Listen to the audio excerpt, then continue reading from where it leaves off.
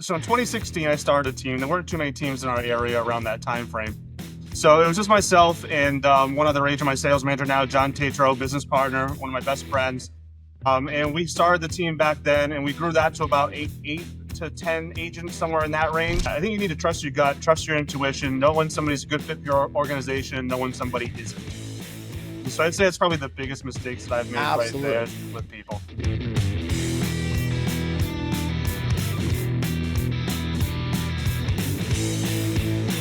So we just wrapped up with Nick Slocum. What did you take from that most of all? Because I think this was a different podcast than we've done. It just felt different. It was. I love the way he laid out why they chose to do a team ridge, how they take care of their team, the weekly meetings they have, how they do their version of accountability. And I think it's you watch us through the tech they're using, right? So here's the tech we're using, here's what we're not using, and how they've the balance they have between taking care of people at a high level and using tech and being in person, like just how they've narrowed that out is so good. I'm really not impressed. Like, not that I have to be impressed, but like 75 years of being in business. You can imagine trying to talk to your grandfather about a cell phone, right? And you're talking to your grandfather about how you're changing the real estate business. How has that changed in 75 years? And yet he's picked up the torch, and I'm sure his dad did a lot of heavy lifting, and he's still having a profitable, supposedly smart, inviting company. And it's gone through so many iterations. That's really enlightening to me and really encouraging that as we go through these markets ups and downs, their family's done it for 75 years and it's worked, because guess what? The one thing he said that really stuck with me, talk to more people. So you got to do TTP or TPP. Yep. TTP. Absolutely. No, it was great. I think if you're thinking about growing a brokerage or a team, or you have a brokerage or team and you're struggling a little bit, right? There's some friction points. There were so many good lessons in there. So yeah, absolutely go listen to the entire thing. And then, the really cool thing is like listen to the entire thing and then send the dude some gratitude. Like go, hey, here's what I got from your episode. Just thanks for sharing that. Like, I think like little touches like that are huge. And I think one of the best things that we can do is when you hear something great or when somebody says something great that impacts you, like just freaking go say thank you, send them an Instagram message, whatever it is. And it goes a long way, especially for guys like that have a lot going on their plate and took time to pour an hour into just giving. If you watch it, you listen to it and it something hit you great, go say thank you. And which reminds me, his social contact will be down in the show notes, but also links to our most upcoming events with E4 and E5 are coming up. So if you're looking for a group like people like Nick to mastermind with, to take away, the next one's coming up in May or June. I don't know. Check the links. I can't remember all of it, but that's the stuff that we want to get from people in person, ask questions, get down and dirty. And I think you'll find those links down below as well. Absolutely. Get your board of advisors, get in the room once a quarter with 12 other people that give a rip about you and are bringing in their 15, 20, 30 years of experience and what's worked and what hasn't worked. And the leaps people take from that day. It's interesting.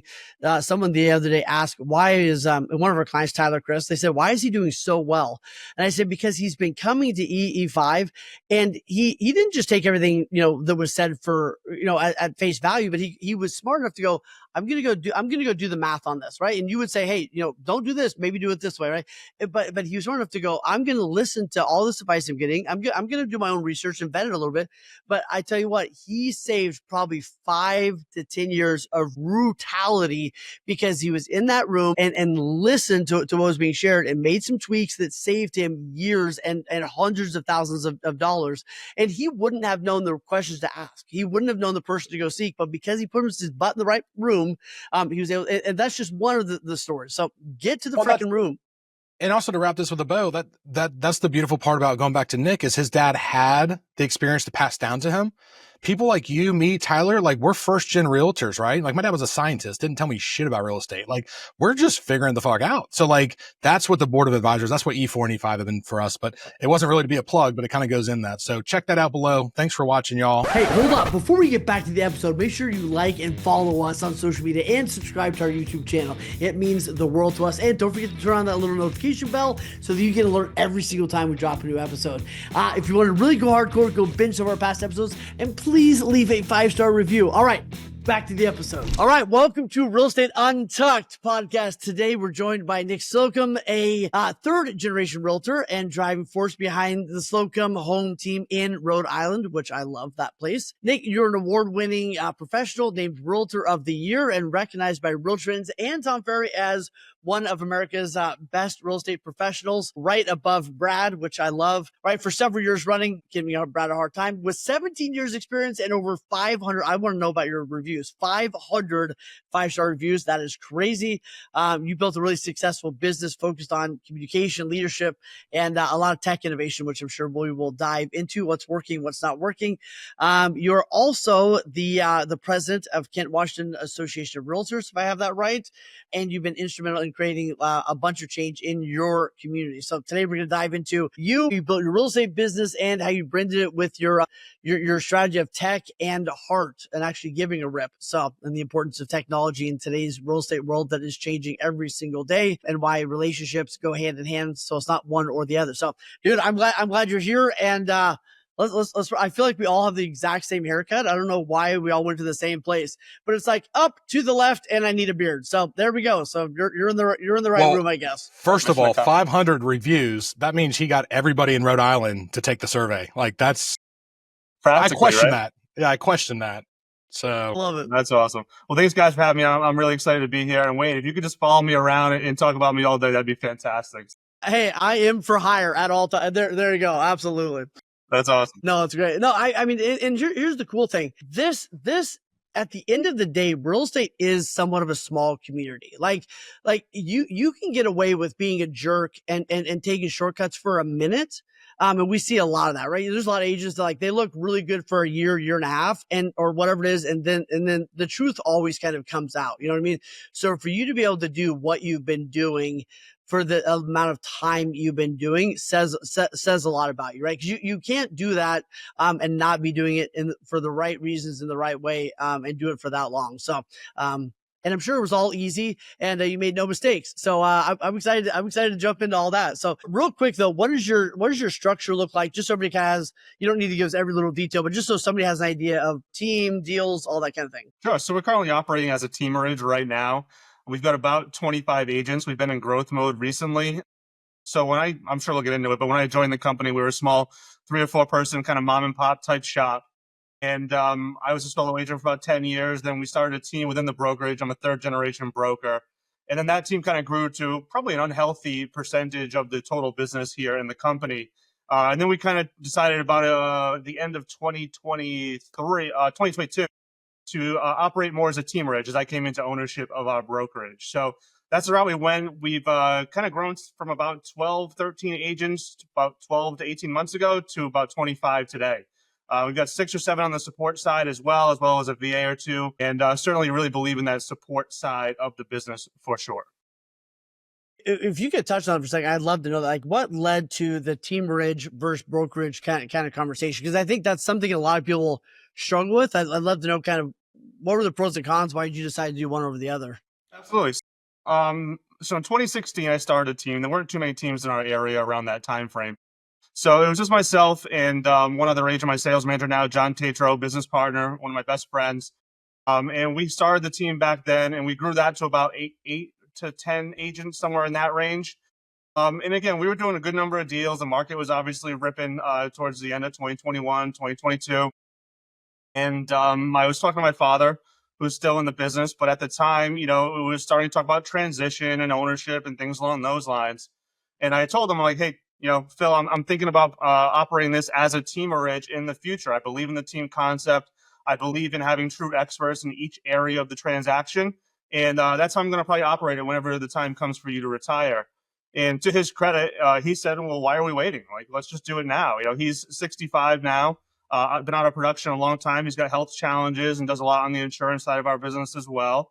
But he's like, let's just do it now. Let's get it rolling. I'll be here to help with the transition. We'll take our lumps early on together and kind of see how it grows and go from there. What's been better, and be as blunt as you can, like what's been better operating as a team versus having a bunch of agents in a brokerage? I think a little bit more of the control over the client experience, in my opinion. Going back to the reviews and the experience that we hope to provide on every single transaction. I think having people control different aspects of the transaction, letting the agents do what they do best, letting the support staff do what they do best. When it all comes together, that's what leads to those 5-star reviews. That what leads to referrals, repeat business, and those types of things. So that's truly the reason why we want to do it. We weren't just coming together to, kind of aggregate numbers or things along those lines. It was really to provide that better client experience to hopefully snowball into that repeat business and becoming the name that everyone thinks about in real estate in our area. And that's our main goal. Now you know why Nick and I are friends, right? Like that's, I mean, we're reading off the same sheet, right? And that's why Wayne's our enemy, right? So he's the pyramid scheme. I'm kidding. I mean, he's my enemy for other reasons, but like, that's it, right? How many fucking hats does an agent have to wear every single day to just do their job and then go home and put on their second job hat, right? Being a mom, a spouse, a dad, soccer, football, whatever. And guess who gets the shit in the stick? The client they owed a phone call to at 6 p.m. or the lockbox they didn't get out there on time. Yeah. When I'm pitching the team concept to potential sellers at a listing appointment, I mean, I'm always saying that, there's a lot of great solo agents out there. I like to think I used to be one of them, but I find that when you try to do every single aspect of a transaction, you become the jack of all trades, the master of none. We have people specialize in each aspect of the transaction, whether that's transaction coordination, marketing, photography, whatever it might be. And that's going to provide you the best experience that we possibly can. So I believe 100% so firmly in that. Absolutely. How have you remained, like, would you recommend your model to others? Like, how have you actually become profitable when so many other teams, brokers, whatever, are not? Why do you think we're profitable? Why do you think people are profitable? That's supposed to be like I'm just kidding. Look I at don't that know. smile. And I mean, I can tell things are okay. You know what I mean? Like, shit. Profitable? Huh. That's fun. Okay. Go ahead, Nick. Tell us how you make money, because I can't. I think you need to find the right people. First and foremost, it's not easy. We've had good times of great profitability and times that were a bit more of a struggle. And we're always looking to optimize that for sure. I'm not going to say it's always roses or anything along those lines, but I think we're at a good spot right now. We've made some really great progress. And I think when you can find the right agents that buy in, if you're looking for the highest splits, we're not the right spot for you, first and foremost. So you get splits or you get service, and we're providing service. Yep. And when agents buy into that and they understand the concept of leverage, all right, if I can just let go of these aspects of the transaction, I can do more. My net income is higher than what it would be. Yeah, 100% of nothing is nothing, so that's where we're at. And when we made that transition to a teamerage, we lost, 6 or 8 agents over the first 12 months. And we knew that was going to happen. And that's okay. They weren't the right fit for us. We didn't have the best culture right away when that happened. And as we kind of, I don't want to say flush, because that's not the case. A lot of them are great people. They just weren't the right fit for our team concept. Yeah. And as that kind of turned over a little bit, the culture is unbelievable right now. And we have agents who believe in the concept, raving about the concept on social media. There are our best referral resources right now for new agents. It's fantastic. So again, I think it's all about the right people. And then as we can drive more company generated business, obviously that's the most profitable for us. And that's kind of where things start to make life a little bit easier on that side. So asking for a friend here, what do you find to be the most disadvantage to being a teamerage? The biggest disadvantage, I think it's top producers. I'm trying to retain and attract top producers, and not to say that we don't have any, because we do. And it's just hard to bring somebody that concept when they've been so successful in another one. But with that being said, I think we've kind of made some adjustments to our model to hopefully further improve that. And then beyond that too, I actually like training new agents, green agents. We get to train them on our systems, our structure, and our best success is when we get an agent and we train them from the ground up. So we've had a lot of people come through, and that's our top agent avatar, is either somebody brand new or somebody who has probably sold a bill of goods elsewhere, didn't get the training they were expecting, and the first 6 to 12 months in the business, and they make a change and come over to us. Preach, brother, preach. Take me to church. This is what I say every day. I'm ordained. Wayne's actually a real pastor. It's kind of weird, but we'll come to the revival later. But that's it, man. Like, I like to say you got to know your, so I consult with a couple of NDs, right? And it's like, what is your app? They're going after the top producers, and the ones that are super, successful, if you want to use it that way, they've made it because they created systems to go with them. I look for now my market price point's obviously different than Dallas and Rhode Island, but like my price points, average of 300,000. So if somebody's doing 10 mil, they're slinging some business. My partner's crazy. She's doing close to 30, but I want somebody that's about to burn out. Like if I go after a top producer, it's like, if I don't care anymore. I want to burn this place to the ground. Like, well, let me be your hat rack. What hats can we take off of you, or brand new? But I do find it is super frustrating to go after brand new agents. I love them and I train them. Like I've got 3 coming in this afternoon for their second meeting with me because they're going through the onboarding process. But statistically, even in my world, they're not going to make it because they didn't have the skill set to actually become a real estate agent, which I find that the most frustrating. You give your heart and soul to these people because you want to see them change their lives. Like you've changed your life. I've changed my life. And somebody sold them a bill of goods about even getting into the business. I don't know. That's my. Nick, what's your best 3, like what are the best 3 things you do to find those agents? Like what are the best 3 sources for you? So we're working on that right now. I'm not going to pretend that we're an expert in recruiting by any stretch. We actually never really recruited up until recent years. And so we were never really looking to grow that much. And if people came to us, that's great. But recently we kind of feel like we've been in that messy middle. It's like either we're going to go small and be that Navy SEAL team, super profitable, or we got to get bigger. And that's kind of what the route we decided to go down is kind of focusing a little bit more. Because you're about 25 right now. Is that what you said? Is that yeah, it seems every time I do the math, it seems like there's a sweet spot with 15 to somewhere that 15 to 20 mark, and then you got to go to 40 to hit the next sweet spot almost. Exactly. And those not 100% scientific numbers, but it seems like you're 100% right. Like that 25 to 35 is where it's because you're adding on people. There's a lot of management levels and all this kind of stuff. So, you're 100% spot. It's also a different perception, right? Because at 25, you feel like a small, intimate family. It's like, but 35, they're like, I don't know who that person is anymore. And it's hard to be, Roger Healy told me way back in the day, like you don't make money between 60 and 200 agents. So that's why I've never grown to 200 agents, because he told me, and I didn't want to do that at all. Just kidding. When you hit the nail on the head, we're hoping to get to 40 to 50. That's kind of the number we have in mind right now. I think that's when we have the support side set up for that, with maybe the exception of adding one more TC. But other than that, I think we're in really good shape to get to that level. And that's kind of our goal right now. So where we're finding them, the best place for us has been our current agent, referrals from our current agents. Ones who are through with our current structure out there in the field, talking about to other agents out there with other companies.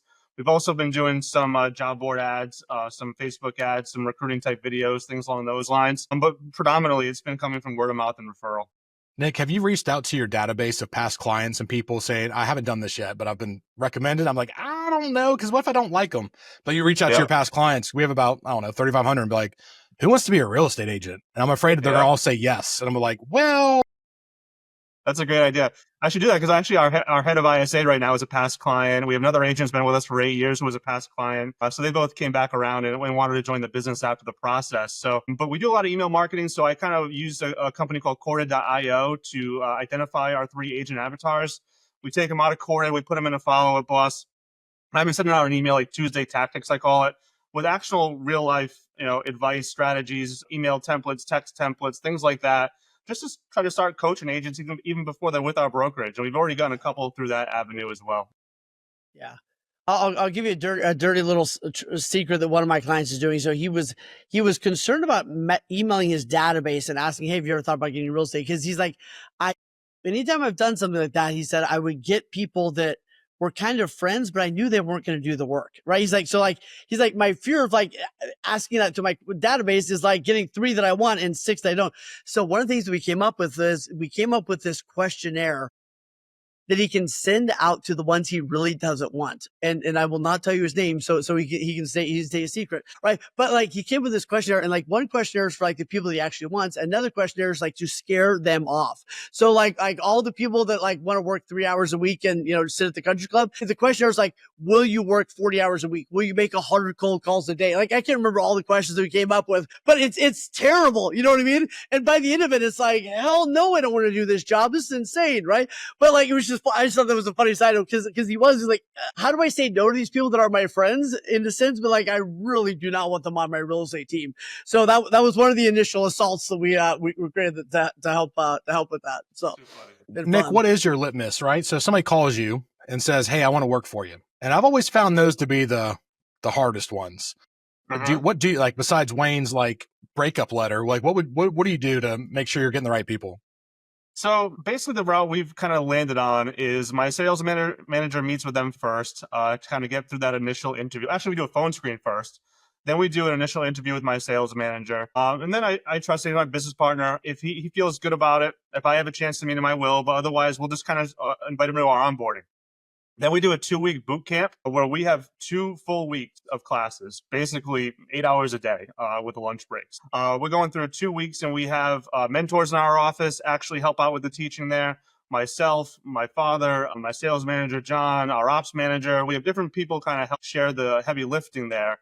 And then it's 2 straight weeks. You know, if they get through that, it's a pretty good sign there. That includes power hours, picking up the phone, making dials. And, you know, if they're going to drop out, they may do it right then. Then we basically have like a 30-day trial period. If things are working out well, then we'll kind of make the commitment to you at that point. But otherwise, it may or may not be a great fit. So I think people kind of weed themselves out when they start to see our culture, what we're about. It's not like it is on HGTV. You know, this is real life. It's hard work. And if they grasp that, I think they'll be okay. Otherwise, it's probably just not going to be the right fit, and that'll be apparent. What do you look for when somebody says, I want to come, they're brand new to real estate, they're not even in class. What do you look for in a person financially? Like, do they have to have certain metrics in place? Because like a good friend of ours, Kyle Malinati, used to hire people, but he made them, he was commercial, but he would make them do a budget and he'd have to see the budget because he's like, hey, if your expenses are $100,000 a year and you're only gonna make 20 here, it's not going to work. That's a little hardcore for me, but shout out to Kyle because he can pull it off. He's nicer. But I was just wondering, like, do you make them have 200 people in their database? Do you like, is there anything like that tells you like, oh, this could be a good opportunity? We only take full-time. We're only looking for full-time agents or agents with a very short-term plan to become full-time. Amen. Mm-hmm. Really our key there. We also are pretty blunt and honest with them. Our ISA often gets involved in interviews too, and he almost talks people out of this position more often than he probably should. But it talks about having 6 months of reserves. And hey, listen, even if you got super lucky and found a buyer or a seller in your first month, it's probably a month until they go into contract, and then it's another 45 to 60 days until they close. And just be realistic about what the time frame is to actually get that first check. So I think if you're upfront, honest, if you're looking for the people that understand the risks and are prepared to make this their full-time career, I think they're few and far between. But when they do arise, I think that's kind of the key metrics that we look for anyway. Yeah. Wayne, you want to know a fun fact about Rhode Island? Yes. Real estate. They don't really use lock boxes, and the listing agent shows up to open the door for everybody. Isn't that crazy? It is fun nuts. fact. Yeah, that hurts my heart. It's like colonial times. At one point, we tried to roll out a lockbox program here locally through our local association. Immediate past president there, we rolled it out back in 2020, and it's just like it goes over like a fart in church. Like nobody wants to do it. It's crazy. It's like it's not the way we've always done it. You know, it's nuts. So people, for the most part, unless it's a vacant home, they're showing up and actually showing the property. So yeah, out in California, they just slap a camera on the inside of the house and call it good. I think they leave the front door open now. I think that's how they just to anybody. I had one more question on the team thing, and then I want to get into some of the tech and everything else. But what are the 2 or 3 like standards you hold people to? Like they would be fired if they didn't. Like, do you have anything like that? 2 or 3 kind of key things, like maybe they're not super harsh, but like what would those be? first and foremost, ethics. You know, I think that probably goes without being said, but it's my name on the building. building. Because some people need to hear that. Like that's like, like maybe not need to be said right here, but like some people like, hey, if they're lying, stealing, cheating, like, dear God, send them back. So Exactly. keep The going. question: do they lie to your face, or is it kind of like a white? Like that's where I'm at. Like $10 or 10,000. That's the difference. God, pray for them. So we developed our core values and beyond that. And if people kind of fit into our core values, then they're a fit for us. And we kind of hire and fire according to those. So we really take those to heart. And we truly try to find people who fit in with that. Like I was starting to say, it's my name on the building. We've been in business in this town for 75 years. You know, the most important thing to us is our reputation. whether that's, we don't keep sellers in agreements that they don't want to be in. We offer a day-to-day agreement. Same thing with buyers. You can cancel up that buyer rep agreement any day without no questions asked. And the same thing goes with the agents. As soon as my name and our family name is in jeopardy, that's it. That's really what we stand for. Do you have any requirements as far as like sales per month, showing up to meetings, anything like that is a non-negotiable or mandatory? We have a minimum standard of production. It's not that high. It's doing 6 deals a year. I know people laugh and like spit out their coffee when I say that. And I hear some team leaders saying 18, 24, things like that. And I'm a firm believer, first and foremost, that they're a culture fit. If they're a culture fit in our organization and they're happy doing 6 or 8 deals a year, and they're following the system and they're plugging in, they're doing all that and they know what they're doing, Absolutely. I'm okay with that. But if on the flip side, if they're doing less than that, it's really not for them. They're clearly not full time, things along those lines. So we struggle with that over the years, but that's where we're at right now. I know that's crazy talk to some people, but that's what makes sense for us. I don't think so No, at all. I think it's great. Most people are like, oh, we require 30 deals a year, whatever. It's like, and then you look at their agents and you're like, but there's 15 of your agents that aren't doing that, right? So like a lot of them talk a big game, but when you get behind the scenes, like they're not really holding to it. So yeah. Exactly. Nick, we did the math. Go ahead. Go ahead, Brad. Sorry. I was gonna say, I think if you did the math, it's a lot easier to explain. So like ours is 12, but if you do 12 in our market, you're the top 25% of agents. So can I really, I'm happy with being top 25% of agents. So I think that's a better way, because 6, your price point's what, 7s or 8s up there on average, maybe more? No, we're just under 5 actually. So not as high as you think. Rhode Island's got varied price points throughout the entire state. You can get into, tens of millions of dollars down in Newport, and you can be down into, under 300,000 in other areas of the state. So it's definitely pretty varied. Gotcha. Sorry. Go ahead. I cut you off, man. That's part of the problem with Zooms. So fun. You son of a bitch. You just do that every Nick, time. do you have anything you want to share, or are you ready to get into the next ready question? to get rolling, yeah. So I'd love to know real quick, and you can just go through quick if you want to, but what is your tech stack? Because people are always curious, what are people using? Like, what are the tech things that are working or you said no to recently? First and foremost, Follow Up Boss, and that ringer just went off that I had to mute on the other screens. Follow Up Boss is our CRM. We just went back to them about 6 months or so ago. We had been with Lofty for many years. I was with Curator originally, is where I originally met Brad. We decided to make a change to a different provider. So at that time, we went back to Follow Up Boss, which we've been very happy with. So Follow Up Boss is our CRM. We use Ylopo. We use Monday.com for some project management, transaction coordination, things along those lines. Loop, most of Showing Time Plus, Listing Showcase. Let's see here. I think those are probably our key platforms. Google Classroom, Google Suite, things along those lines. So yeah, Got a question about Ylopo. And we can I'll also cut this out, but like, I'm not asking for anything negative, but like, they seem like they got a good product. I've explored it and never signed on to it. And I know that used to be kind of a competitor with Curator back in the day. Does it work well? Raya, the AI, is it still as badass as everybody says it is?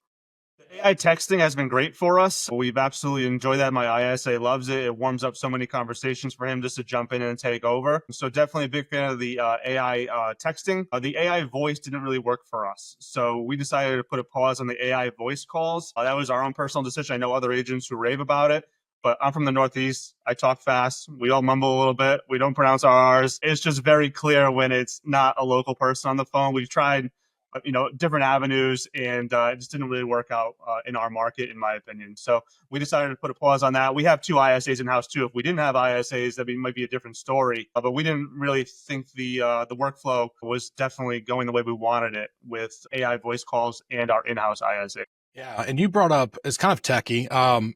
You talked about VA earlier. Wayne's a huge advocate of VAs. Actually, Kelsey, our producer lives in the Philippines. So like, how have you incorporated VAs? Because real quick, back in the day when I had VAs doing outbound calls, I'm in the South. Again, it sounds different. People usually are not that receptive. So you've got the same kind of opposite issue. How do you use VAs in your everyday business, and has it worked for you? Was it scary?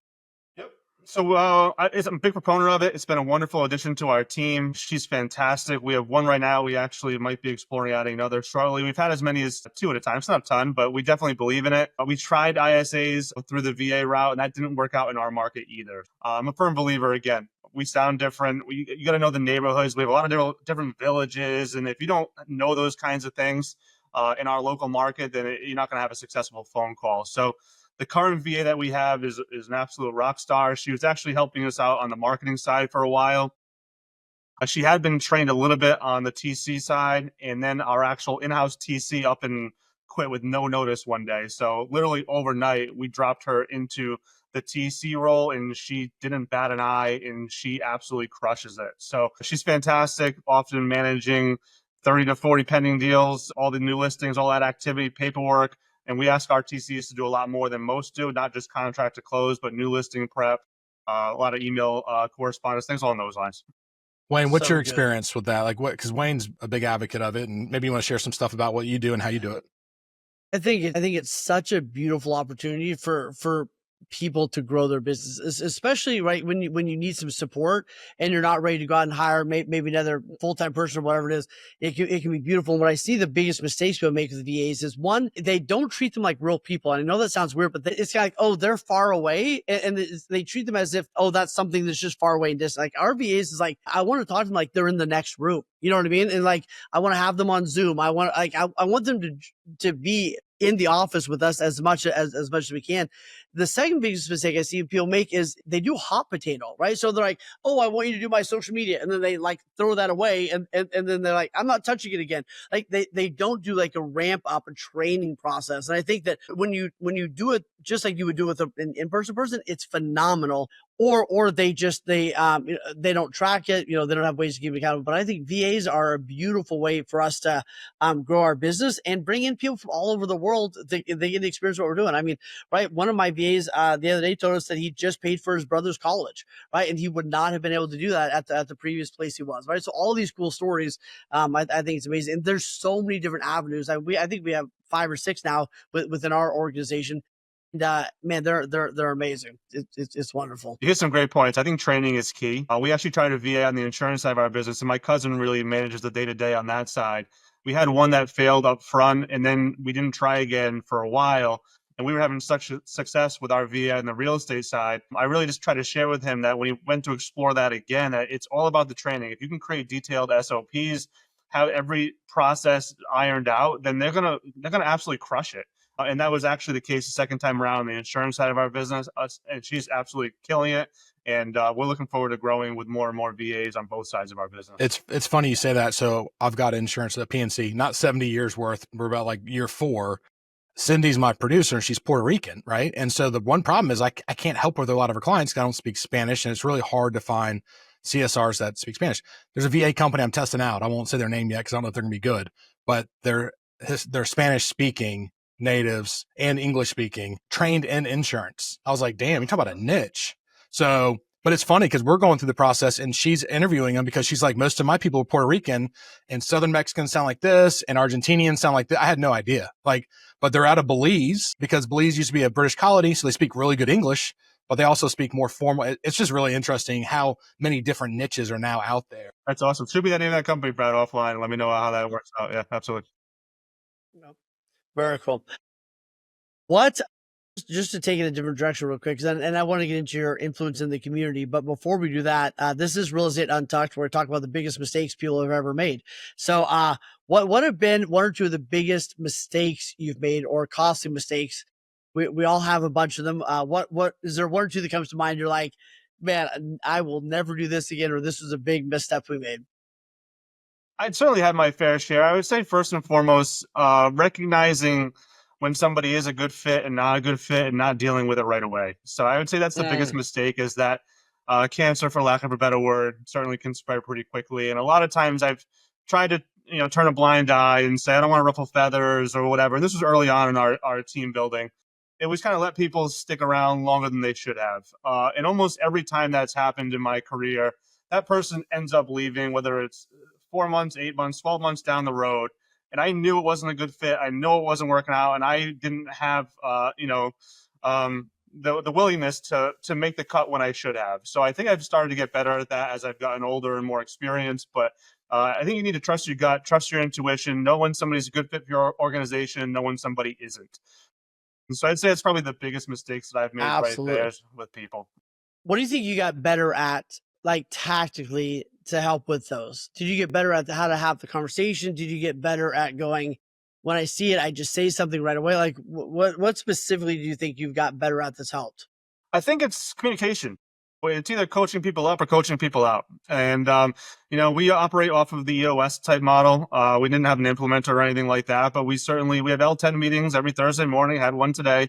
And customer employee headlines is huge. Our entire leadership team comes together. We talk about our agents, many times very, very positive talk, and other times not so much. And, I think we've all gotten to the point where if somebody is a consistent topic of conversation in those meetings, then there's probably a reason for that. And, we either need to tell them where they're falling behind in our expectations, or how they're not fitting into our team culture expectations, activities, whatever it might be.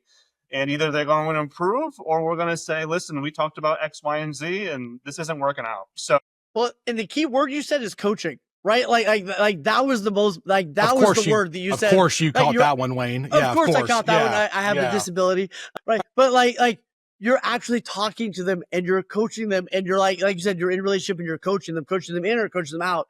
But I think like that's the key part. Like we're having conversation where so many people, it's like they ignore it or they kind of hope for the best or whatever it is. But like you're in conversation. I think that's probably the key. So like actually having the coaching conversation with them. Nick, first, will you explain? I know EOS, I have some friends that run it, like they do that for a living, but will you just give a brief explanation to people who don't know what EOS is and how that has helped you?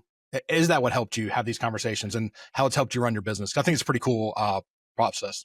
It is, yeah. So as Gene Wickman, I believe, wrote the book, EOS, Entrepreneurial Operating System. And, we certainly do some of the things better than others, but it starts with the L10 meeting weekly. We get together, we follow a specific agenda every single Thursday, timed out. We know what we're going to talk about. We create an issues list. We go over the issues list, and it's called IDS, identify, discuss, and solve these issues. So we go through them, one at a time together every Thursday morning. So those are critical. In our one-on-ones, we're reviewing something called GWC. Do they get it? Do they want it? Do they have the capacity to do the role that you're asking them to do, whatever that might be? We follow the quarterly meeting structure. We have our quarterly actually tomorrow off-site. So our leadership team will get together the whole day tomorrow, review our rocks. So we're setting rocks every single quarter, our main projects that each of the leadership team is responsible for. Did we accomplish that rock? Are we behind? Do we need help? What rocks are we going to implement in the second quarter of this year? Things along those lines. So it's been great for us. It's given us a lot more structure. We don't talk in circles as much, and it certainly helps move us in the direction that we want to get to, kind of in 12-week increments. Do you use a facilitator? Do you have to use a facilitator, or do y'all follow just the book? We just followed the book, yeah. So I know I've certainly heard people rave about having an implementer in place, but one day I read it on a plane ride home from a conference. Somebody recommended it. I loved it. I thought it made a lot of sense. I asked the leadership team to read it. Thankfully, they all jumped in, did the same, rolled up their sleeves, and we just started. We just started following it one thing at a time, and we've certainly made our own mistakes, but we've grown with it, and I think we've all bought into the structure now. Even our insurance side has started doing it as well. So we believe in it. It's been a great move for our organization. Yeah, no, I think it's a great thing. I need to revisit that, actually. I have a question moving in. It's like a little bit of family, because Wayne, you're second gen realtor too, right? I got that right? No, second gen pastor. Oh, damn it. Same difference, right? Well, never mind. I'll leave that alone. So talk about legacy a little bit, because I'm huge into legacy, but a lot of successful realtors happen to be second, third gen realtors. And it's not a cop out. There's no handout. It's not an easy thing, but how is that family legacy? Like, two questions. How has that family legacy driven you? And then also, like, what's the pressure like to like not fuck it up after 75 years? I think you just hit the nail on the head, Brad. Right there. Like, you don't want to mess it up. I think the stats show that third generation usually does. And I was reminded of that many times when I was considering entering the business. Even my first few years, people would come in, whether it's on the insurance or real estate side. And, my uncle and my father at the time, our second generation, would introduce us to company reps or, other longtime realtors, and like, oh, third generation, don't mess it up. It's usually where it happens. And it was just that internal pressure, I think. I got licensed in 2006, which was my junior year of college. I got started full-time upon graduation in 2007.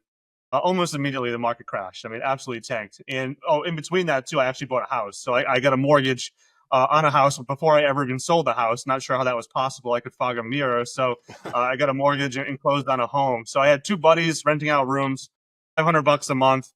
They were still kind of stuck in college mode. I was trying to start my career, though not taking it as seriously as I probably should have. One of them moved out one day, market tanked, Lehman Brothers goes under. Next thing I know is, holy shit, am I going to get foreclosed upon? Never mind, am I going to lose the business? Am I going to get foreclosed upon? And I think it just kind of instilled work ethic. Like, I just didn't want to let people down. I think people doubted me. I always had a little bit of a chip on my shoulder because I probably slacked off more than I should have in high school and college. I didn't leave anything on the table. I had a great time. But then after that, it was time to roll up my sleeves and get to work and build a career.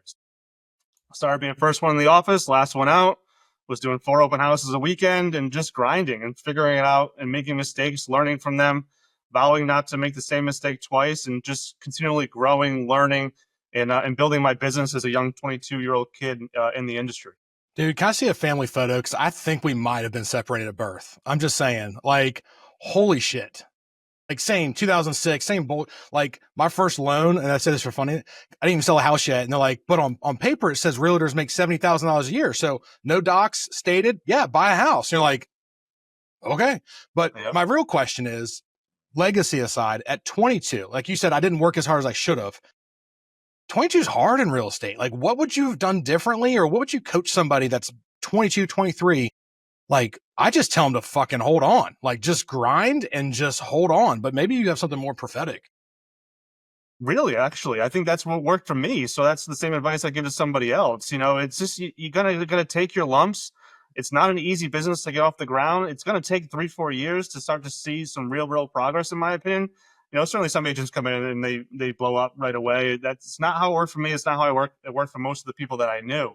I think my first year in the business, I closed 6 deals. And then the year after that, it was like 9, then 14, and then 36, and then 48 and 60, and it just kind of snowballed up from there. So that's kind of how it worked for me. But it was just simply learning as much as I could, listen to podcasts, read books, trying to follow industry news, listening to other older agents in our office, finding mentors, shadowing appointments, talking to people, learning how to ask the right questions, going to open houses, and just grinding. It's really what it was for me. And that's what I would recommend to anybody else as well. If you think you're going to work 6 hours a day and be successful, teach me something, and I'd gladly learn how to do that, because it still doesn't work for me. So I think Wayne puts it well. What do you call it? Hungry, humble, and smart. I mean, you may not have coined that, but I hear you say that a lot. No, hungry, humble, and smart. Absolutely. Dude, I think that's what we look for in all the people we want to hire. But for sure. Dude, my first deal only came because I went to the office every day. Wasn't from this market. I literally showed up. They felt bad for me, but yet they used me because they go, there's a $400,000 trailer on a lake 2 hours away. Do you want it? And I'm like, hell yeah, I want it. No, they just didn't want it. There's a difference, but it allowed me to pick up crumbs like a little street kid, and I just ground it out. I think that's the only thing people have to do. Well, they gotta be smart to an extent, but I think right now in this market too, like, and it'd be interesting to see if you have any additional advice you throw out there, because a lot of agents are going through it right now, right? But going through it, like, it is tough. They're required more, but a lot of it's in their head. And I think that right now there's so many agents out there that are, it's almost like they're pretending to be confused, right? It's like, what should I do? What should I do? What should I don't know what to do. I don't know what to do. And at the end of the day, for most of them, it's like, I think you do. Like you might not like it, but I think you do, right? It's like at the end of the day, it's like, go talk to 100 people a week, and they're like, where do I find them? And I'm like, I don't know. They're out. They're not right here. Like, you better get out there, right? Like, go for a walk, right? Like, go to Home Depot and get weird. Like, ask people, like, just do the thing. Talk to 100 people a week, and I knew one guy who built this business at gas stations every morning. He'd go around, he'd ask the 8 people, he goes, my coach is crazy. He's making me ask 20 people a day if they want to buy or sell a house. Yeah. Right. And like, it actually worked. Right. So I think there's so many people right now that unconsciously pretending that they're unclear, they don't know what to do. And you probably do. If you really sit down with a pen for 5 minutes, you'd probably be able to figure it out. But Nick, any other advice you give somebody who's kind of going through it right now? Like, what do you tell yourself in the hard days? Like, is there anything that you throw out there? You hit the nail on the head on a few points there. I'll touch upon really fast. My father preached down to us, and he preached it to our agents to the point where they laugh and roll their eyes almost every time he says it. But he always says the secret to this business is TTP. If that doesn't work, TTMP stands for talk to people. So secret to the business, talk to people. That doesn't work, talk to more people. That's really what it boils down to. And TCP and TTMP is kind of the mantra in our office. And he gave me I still have it in the back of my office door right now. He gave me a sign, just says 1 today. And every single day he said, meet 1 new person, add them to your database, and grow a network. And so I just So had good. that kind of boiled into my head from day one. It's just constantly meeting people, talking to them about real estate. And I try to preach to our agents nowadays, you got to pick up the phone. You got to go out there, networking events. You got to find a shared hobby, whatever it might be. For me, it's golf. Most of my business comes from the golf course. And my sales manager, and everyone knows, Friday afternoons, I'm out there golfing, but look at the volume in the business that I bring in from there, and he's perfectly fine and happy letting me do that. So it's, find something, any way to talk to people about real estate. So it's certainly a key, and it's definitely something that we live by for sure. So what's interesting, because what I'm trying to get better at is I have a lot of good agents that have come through here that are introverts, right? And I think a lot of people think they're introverts. So I've been giving these assessments. It's through psychology today. If you're introvert, extrovert, and like I'm an ambivert. I don't know if it's like a part lizard. I don't know what the ambivert is, but I like I'm in the middle. But I'm reading all these books about networking and being introvert. And it's actually pretty brilliant. And that's the part I think I've been missing, because I'm like you, Nick, just go meet people, talk to people, shake hands, kiss babies. That's weird. I'm a generation, whatever, double X or whatever we're into now, right? But the funny story is, and I might have to cut this out because they'll kill me, but I have a new agent, new to this business, but he's a he's older. He heard Wayne say that on one of the podcasts. And so one day he walks in and goes, I was like, what you been doing? He's like, I was at a gas station meeting 10 people. And I was like, what the fuck? You actually did that shit? Like, did you get shot? He's like, no, it was a little awkward, but they were all super nice. They were doing it. Other hand, I've got an agent that may or may not be related to me. That's like, I don't have any business. I'm like, how many times you golfed this week? 3. Okay. Well, let's see who's selling more houses? Not fucking Bagger Vance over there. I can tell you that much. That's fun. Damn, my nephew's going to kill me. But anyways, fuck it. He needs to hear it. Who I met down at Unlock last year. That's great. Sorry. Oh, that's so good. Oh, All right. So for you, Nick, what is, I'd love to know, like, what do you want to be really proud of a year from now? Yeah. What do you want to be proud of a year from now that you guys have done, built, accomplished? I think it comes down to agent satisfaction, pride. We've had such a good culture in the last 6 months with the people that we've added and the people that are really stepping up. I'm seeing all these social media posts. Like one last night, one of our agents put a post out there, and it was an Instagram reel from our podcast. Love to have you guys on sometime. But yeah, we had an Instagram reel from our podcast where we were talking about our agent boot camp, and the 3 agents just went through it. And she put a post up that just said reason number 3,500,000, some big random number, about why I love being part of this team is they care about the people, they care about the agents. And that really, it just, it hits home. It's corny, but I love it. And, to have a group of people, whether that's 30, 35, 40, 45, 50, I like coming to work, that roll up their sleeves, that help each other. It's not cutthroat. It is really one ship moving in the right direction. That's the thing that makes me the most proud for sure. So it's not even the personal accolades or anything like that anymore. Certainly I'm competitive. I still love selling. I don't have any thoughts or wants to get out of selling by any stretch. I do love it. But with that being said, like right before I left the office today, I saw a more experienced agent sitting with 2 brand new agents and like making them do mock CMAs. Like, and it wasn't even like a set class or anything like that. Like someone probably had a question, she pulled them over and she was just helping. Like, that's awesome. I love seeing that kind of stuff. And I want to see more and more agents who buy into that and believe in it. And it's been a lovely evolution for sure. Nick, I think that's why we're sort of a Team Ridge as well, right? And so I think that's why I choose to stay at Team Ridge. And trust me, and I've told Wayne this, like going the EXP brand and just recruiting, because I mean, we have people across the country we know, and it could be very, very valuable. And obviously it is to a lot of people, and this is not a knock. But I want to come to work and work with people I fucking like. Yeah. And I feel like if I get 300 agents, I'm going to have to lessen my morals and my judgment and be like, you know what? They are kind of an asshole, but they're selling houses and we need to have 500 agents. I just got to suck it up.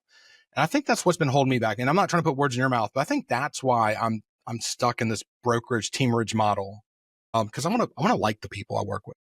I couldn't agree more. I'd love nothing more. It's like almost like a personal challenge. Like how, and I don't want to be a massive house of 300 agents, but can I get it to 40 or 50 and have it be 40, 50 people that we all like getting together? We like doing our charity events. We like going to the golf tournament. We like doing fundraising. We like hanging out together, doing happy hours. Like that's kind of the goal, is like just have people who enjoy being around each other, who are willing to help each other, and not have it be so everyone's on an island. That's not the way I want to go to work every day. And I'm just trying to find the people who align with that. Yeah, no doubt. Absolutely. All right, Brad, last question, or words of wisdom you both want to share. What have we not asked you that we should have asked you that would be good for everybody listening? No pressure. I'll just say, We talked about so many things that I like. I like my own mantras. We went through a rebrand with 1,000 Watt years ago, and they came up with our mantra being "Every home is someone's castle," which we really believe in. You know, whether that's the $80,000 mobile home or the $2 million luxury waterfront home, treat every person the same. You know, if you can get out there and just worry about that client's needs, serve that client the way they need to be served, treat them with respect. And if it's so hard to do, but if you can just, whether it's the low sale, the high sale, whatever, give them the 5-star experience. It doesn't matter what your percentage is, doesn't matter what your split is, your business will be rewarded in spades, you know? So I'd say that's my one takeaway. I try to tell our agents all the time, don't focus on the dollar, focus on the client. And I think I was going to say originally when you brought it up of what lessons have been passed down and things along those lines. And my grandfather told my dad, and my grandfather told me, he was still alive when I got started in the business. And he said, the day you put the commission dollar in front of the client's needs is the last day you'll work for my company. And we believe that. We believe in the community. This is where we live. We hang out here. We raise our kids here. They go to school here. This is us, you know? So I think it all comes down to that client experience and treating people the right way. And again, it's going to reward you without even thinking about it. And I think the beautiful thing that you and Brad have done is you've created the tools, the systems, the leverage, the support that allows agents to do that, right? Because the reality is, if you're trying to do all the other things on your own, it is hard to show up the way you want to show up. You know what I mean? Like, it is hard if you're sitting over the fax machine, like whatever it is, like it is hard to do stuff, but you guys have both created all the support, the leverage, right? The systems, things to better allow people to go show up the way they want to show up, you know, and your whole thing of like, yeah, go talk to people. You've used technology and stuff to support that, but not replace it. And I think that so many people are trying to use technology to replace themselves, or they're so focused on doing every part of the job themselves that they're actually really dropping the ball. And I think both of you have done a good job of kind of marrying the both to give your agents and, you know, your team just the best results, because you need it all. It's not one or the other. So I think it's beautiful when you're able to do that. So good job to both of you. Well, Nick, thanks for your time. I know it's important. If you're cool with it, we'll put your socials in the show notes. So if people want to reach out to you, or obviously send referrals to Rhode Island. Is it just Rhode Island, or are you like crossing borders at all? Crossing borders. I mean, it only takes us an hour to get from one end to the other. So we're smack dab in the middle of the state in Warwick. We're 2 towns south of Providence. We are licensed in Mass and Connecticut. The bulk of our business is certainly Rhode Island, but we do southeastern Mass and eastern Connecticut business along the border as well. Perfect. It takes me an hour to get from Dallas to Dallas. Like I can't. It sounds amazing. We appreciate your time as always. So yeah, thanks, man.